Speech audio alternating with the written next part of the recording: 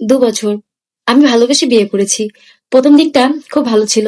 এখন আর আগের মতো কিছুই ঠিক নেই।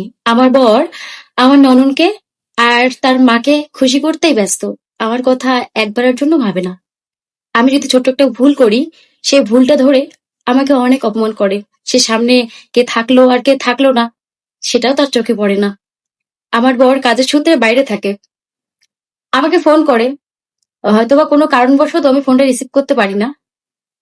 তারপর আমাকে অনেক গালাগাল করে। কে আমাকে বিচ্ছিরি ভাষায় গালাগাল করে। আর আমি যখন ফোন করি তাকে, সে বলে তার সময় নেই, জন্য তার টাইম নেই। আমার ননদ আছে।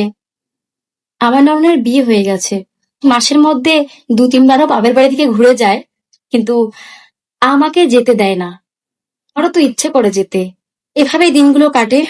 আর আমাকে আমার বর আগে অনেক কেয়ার করতো, এখন কোনো কেয়ারও করে না। মোট কথায় বলতে পারো ভালোবাসা একদমই নেই মনে হয় আমার প্রতি। আর জানো তো, আমার শাশুড়ি মা, মানে আমার বরের মা, সে পাড়ায় পাড়ায় ঘোরে। আর আমার বর বলে কি না, হ্যাঁ, তার পিছনে পিছনে আমাকে যেতে বলে। আমার ননদ যখন আসে আমার সাথে কথা বলে না। আমার বরের কথা, আমার সাথে কথা বলুক বা না বলুক, কিন্তু তার সাথে আমাকে আগে গিয়ে কথা বলতে হবে। প্লিজ দিদি ভাই, এই কথাটা আমি তোমাকে বলছি, তুমি প্লিজ শেয়ার করো, তুমি তোমার ভিডিওর মাধ্যমে। তবে হ্যাঁ, তুমি আমার নামটা নিও না।